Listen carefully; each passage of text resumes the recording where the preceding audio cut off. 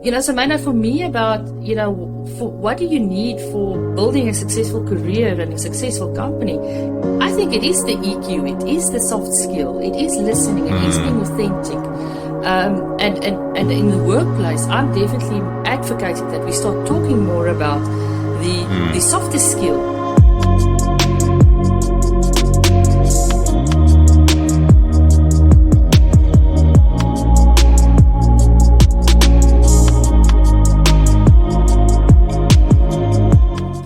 Welcome to the Workable Show. We are a community of lifelong learners. We are obsessed about building meaningful careers and doing the work that matters. And you are so welcome to the conversation.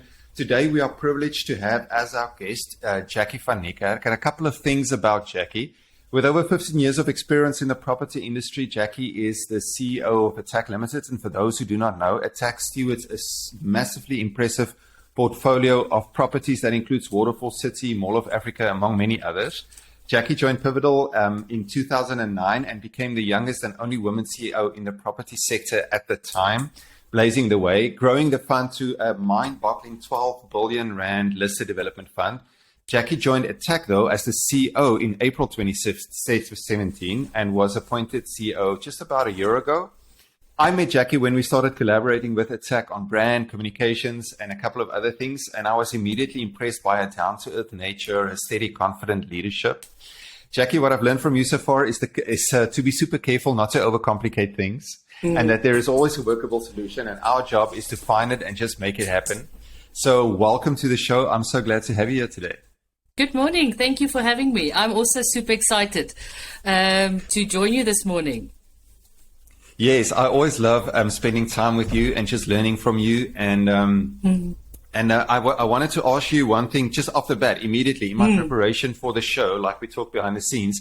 I came across an article in Business Life that was published about a year ago. That when you made the transition from CEO to CEO at Attacq, and the journalist asked you this one question. He said, "Being in investments and being in development, what was your best investment that you ever made?" And I'm not sure if he or she anticipated that it'd be property related, but you had this fascinating answer about putting yourself through university, investing in yourself. And that was fascinating for me. Why don't you tell us a little bit more about why you said that? Yeah, I think also, it's more the story before that. I think coming out of a home that I lost my mom when I was 15 years old. So really a bit of a broken home. I had to negotiate myself through school. And for me, at the crossroads of being 18 years old and, okay, what am I going to do with my life? I've had a lot of ambitions. I always said I wanted to become a doctor. And I just had to make a choice. What am I going to do? Am I going to work or am I going to go study? And I really had this ambition of, I need to better myself. And by doing that and saying, you know what, I'm going to work and I'm going to put myself through university, that I need to do for myself. And standing back now after a great career, and I'm still very young, that was such a formative years in my life. The things that I had learned, not just at university, but work, budget, care for myself. I had to work.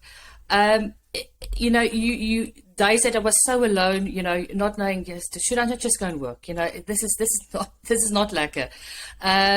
But sitting back now, the time investment into me as a person, the growth, the formative development that I got out of those 4 years was just so incredible. So I always say to people, if you don't have money to study, you can go and study, because I had no support, family support, but no financial support. And I had to make it work, and that was a phenomenal investment into myself. It gave me a grounding that helped me. Those days I didn't understand it, but these days I absolutely understand why it was such a phenomenal investment in myself. Yeah, that makes 100% sense. It is so interesting to me. Something that I'm still learning is sometimes those investments can be super painful at the beginning, but they turn out incredibly well over time. And if we can just put it in. But tell me a little bit, just tell us give us a brief overview of how your career has panned out. You said that you now are working at a very successful career, and you are not wrong. So tell us a little bit from those early days, some of the highlights and lowlights until where you are now. Yeah. Reflecting back, thinking about it this morning in the car, knowing about the podcast this morning, I think really for me, went to University of Pretoria and studied accounting. Again, let me just go and study something. And I actually quite enjoyed it a bit. From a very early sign in my life, I knew I did not want to be an accountant. That I just couldn't do that. So I chose a path much less traveled, and I started working for a small property developer. And I always call it that I was the skivvy. I was driving around, picking up contracts, taking it to the, transferring attorneys. I was taking the notes and the minutes. And again, looking back, being the skivvy, I was like a sponge, taking minutes. I always say to my staff, taking minutes is the most valuable thing in your life, because you're actually learning. You're learning the lingo, you're learning how things work. Now you have to read it through, and you're like, okay, now I know how things put together. How do you put a development together? Because you were actually sitting in all of those meetings taking minutes. So I always tell the staff, the youngsters, no, put up your hand. Say, I'll do the minutes, because it's such an important founding in your career. Yes. Moving from a small town developer in the residential space, I got the itch saying, I need to learn. I've got this degree. I'm driving around and taking contracts. I'm in a sales team. Come on, I can do more. And then there came a job out at Abland saying they need a financial manager. So, I can do that. That I can go do. And I met the two founding members of Abland. I said, I don't think you need to be the financial manager. Come and be an asset manager, because that's more your skill and experience. So I was one of the first employers of Pivotal Fund. It was a baby that was born out of the Abland stable. And I said, we have got this vision. We want to start up a fund.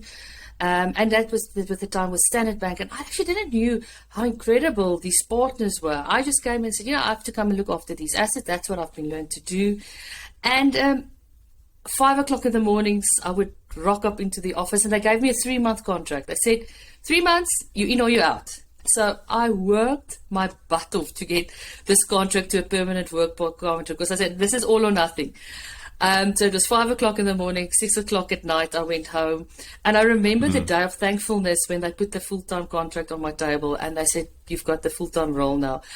And I sat at my desk and I'm like, wow, I am so incredibly thankful for this opportunity, because I think those 3 months I realized, you're part of a really something bigger.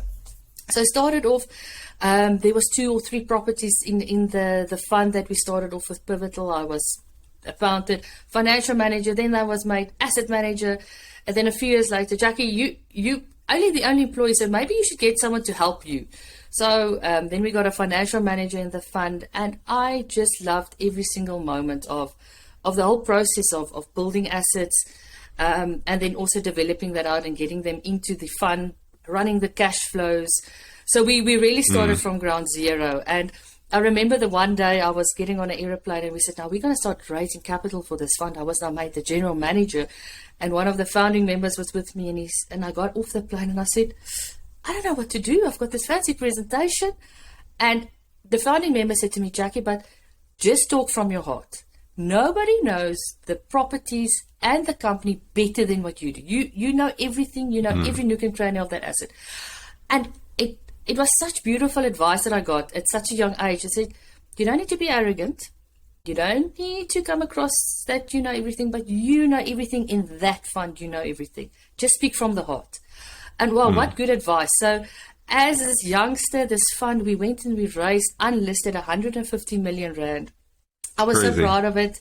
We went and we bought a big retail asset with the fund, and that was really where the confidence was still in the company and in myself. And a few years later, they made me the MD, and then we were growing the fund. And I think another important part of what I've learned is that it was always with a lot of partnerships. So from a very young age, and also part of building this big real estate fund that we eventually ended up selling, is I had to go drink tea with a farmer, which we bought his land from, and he wasn't shareholder. So I always had to humble myself to understand that this person was a farmer and he's a part of this property fund. And how do you break things down for someone to really understand and trust you?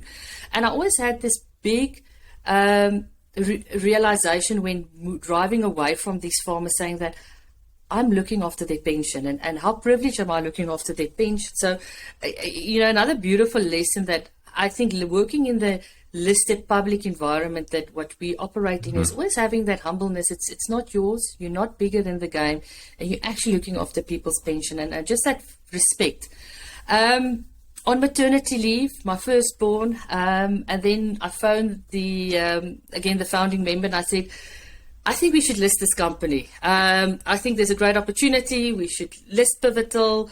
Attacq at the time, I'm now the CEO, is listing. Look at the great traction they've received as a development fund. I think there's an opportunity for us. We ended up doing a big transaction with Standard Bank. We folded all their assets in, I think, almost 40 transactions. I had a little baby on my lap. My little one was 8 months old, and we listed 8th of December. I think 2014. We listed the property fund. My little boy was about 8 months old. And I was overwhelmed the morning at the JC. I almost started crying when I did my speech. But just what we've achieved in such a short space of time. And then we were very successful with the capital raise. The market was hot, and then we were part of a bigger fraternity of a listed company. A few years later, we bought Africa assets, we sold Africa assets, and then there came a day where I again went to the board and said, okay, now we need to sell the company. Scared of, this downturn of the economic climate that we were seeing coming out. We had a fund that wanted to buy us, and that was probably the most difficult, trialing, tested year of my life. Selling a company. Part of selling a company, my dad passed away the same week. We literally signed the agreement. So it was an emotional roller coaster. And I think standing back, understanding what corporate burnout was in that year, emotional burnout, corporate burnout. People said, you'll never get this through. You have got these thousands of shareholders that need to vote it in. And we got a 90% vote over the line. But wow, most trial tested corporate time in my life and personally ever. And half broken, we got the company sold very successfully. Standing back now, it wasn't me. I didn't see a crystal ball and saying, oh, this is what's going to happen. But the timing was absolutely perfect for us to dispose of the real estate. And the human issues was always a tough part. You had a company that you had to say goodbye to people. You literally splitted the company in two, staff moving into different directions, a lot of uncertainty to manage. And I think also a lot of mistakes I personally made in that learning. Post that, made the decision, I need to pause. I need to look at what will life bring me. And then I got the call to join Attacq, and I didn't think about it. And Mornay Wilke phoned me, the CEO at the time, said, do you want to join Attacq? Do you want to meet me for a coffee? Well, I think we first had a meeting, and then we were having fish, I can remember, and he said, I said, yes, I will join. And he said, but you don't know what I want to pay you? Or I said, I want to join. Yes. And then my journey started with Attacq as a COO. And what a marvelous privilege it's been to help grow this company. And again, a call from a chairman on a Saturday saying, do you want to be the CEO? I said, yes. He said, we haven't discussed any remuneration. I said, we'll figure it out. So I've never been driven by money or fame, but more about opportunity and yes. learning. I think, and that's why this podcast resonates so well with me. Yeah, what an incredible story, Jackie. I mean, themes of humility, gratitude, taking chance, taking risk, going through hectic personal sacrifice to get to what might end up in the end. That is amazing. I wanted to ask you. You mentioned studying your accounting degree. You mentioned taking notes and learning from that. You mentioned building your network, learning from people that are older and more experienced than yourself. And you're still on that journey. But in your opinion, all these different places that you can learn from, what in your career has contributed to the most to your own development, your learning? Is it the things you studied, or was it informal type learnings, or just doing the work? What contributes the most to your own personal and professional growth? I think, firstly, it comes from yourself as saying, I want to always learn. I think it's first your attitude. It's like an attitude, yeah. It's first for me an attitude saying, I'm not bigger than the game. I'll never be bigger than the game. And take every opportunity as, I always call myself the little sponge, you know. So whatever life brings you, good, bad, I try to sit back and say, you know what, can I learn more? Or come out of a conversation saying, you know, I've actually learned something today. Great. So for me, it starts with me. And then it's everything in your life. It's your university degree or your college degree. It's your first boss. My first boss wasn't a great boss, but I've learned a lot not to be that boss. I've learned also quite a lot of good stuff from that, you know. So I try to stitch little bits together in my life, but it starts with yourself, and the humbleness and saying, you know, what can I do to not be that person or be that person. So it's for me a little bit of everything in life that you keep on learning. Yeah, that makes 100% sense. When you mentioned your first boss wasn't probably the best boss, I was reminded of this quote that said the people that come into our lives either are great examples or they can become horrible warnings. But either way, like we learn from them in each of those interactions. So, I mean, apart from just your practical contribution at work with your colleagues, people that depend on you, and the work that you do on the ground, and whether in a asset manner or a commercial manner or managing the relationships at work, which I assume there's a lot of. But have you ever thought about what is the unique Jackie-esque type contribution that you bring to the table? The one thing that is, if you were to write a unique value proposition just for yourself, the one thing that you've seen repeatedly over time in all your different capacities at work, what is that one thing that you uniquely contribute to an organization? Have you ever thought about something like that? Now I'm thinking about it. There's no wrong answers. I was just wondering I think I've got, firstly, the good side is I think I've got a deep compassion for people. And with that comes a lot of empathy, and, you know, I try to always understand the other part, you know, or the other component or my counterparty. So probably a deep empathy for people, and that comes with, I listen in a different way potentially. I listen in the undertone, and I don't listen to what you're saying. I'm listening at what are you actually trying to tell me. And then stitching one or two together, and I'm a long-term thinker. You know, I don't think about tomorrow. I think about 5 years from now, and probably that's the X that I bring into the company is empathy, listening, and thinking really about the future. And I try to solve for long term. That probably I would say is my different way that I bring to the daily organization. That is exactly how I perceived you in some of the times that we've spent together. And I'm sure that is what colleagues and clients and partners would say as well. But I mean, okay, if we zoom out, if you don't just look at yourself and you zoom out and you think about how work is changing, even in your context where you are working at the moment, what do you think, in your opinion, once again, whatever you think, is the most sought after skill at the moment? You just mentioned empathy. You mentioned being able to think long term, having a compassion for people. Those aren't necessarily the skills that we would put on our CVs or people would look for, right? But in your opinion, what do you think is the most important skill in business today from a leadership point of view?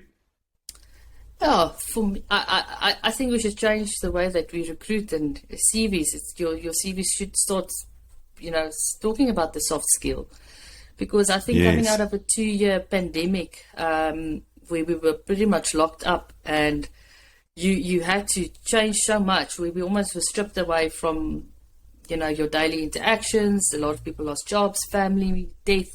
You almost, you had a different lens that you looked at life. And the skill that I needed in the last 2 years was nothing about building a building. It's about keeping people together. It was about inspiring people. It was about listening to people's problems and finding solutions, because we had to survive and make a company survive. So Maynard, for me about, for what do you need for building a successful career and a successful company? I think it is the EQ, it is the soft skill, it is listening, it is being authentic. And in the workplace, I'm definitely advocating that we start talking more about the softer skill. Yes, building a building, I can actually teach you that quite quickly. You might not like it, but we can teach you that. Or doing creditors or doing accounting. But managing a team, getting a team through COVID, that takes a different skill. And those are the type of skills that I definitely want to harvest in my leadership team and capability in Attacq. And that's what we're definitely focusing on. We've also, and you know that we've focused so much on what is our purpose. We need to be purposeful people. And that is sometimes not the bricks and mortar I'm selling, it's the company and the culture I'm selling. So that to me is the vital skill that we need to work on as a country, as individuals to really thrive in today's business world. Yeah. No, I 100% agree. I'm seeing this more and more that people or traditional companies would sometimes hire for competence, but they end up letting go of their people because of character, and we should probably start doing that the other way around. Okay, so because I know you, I know that you're on a constant learning journey. Even just before we started this conversation, you asked me about what am I listening to. So I wanted to throw that question back to you. I mean, there are so many things that you've already learned and you've already experienced and you've got it down, but if you don't mind sharing, what are some of the things that you are learning right now that you are embarking on a learning curve on, that you are thinking to yourself potentially, this is something I should really make part of my skill sets so that I can be even better? As you said, you're never bigger than the game. I love that. So that I can be more valuable, more useful. Are there something like that on your radar at the moment? Yeah, look, I love reading. So for me at the moment I started a mindfulness journey. Sounds very insignificant, but it is quite significant. It makes me a better leader. It makes me a better mom. It makes me a better wife. Because there's no balance in life, and I think that's one I'm keeping learning every day of my life. I read a book about the lady who started with her husband, Jane Wilwin, Demologica. And she said, life is this beautiful mess, it's just how you work out the mess. So for me, mindfulness is something that I want to, master more. Being really fit, being thankful for what we've received, and then continually working on myself. So I started this mindful journey this year. So, that to me is a learning in a different journey that we're going into. So I've embarked on a very different journey for the year, and it's making me, from a leadership point of view, a better leader. I'm able to trust the teams better. I'm able to sit back, empower my teams better. And I always feel that I am in this role to send people better back home.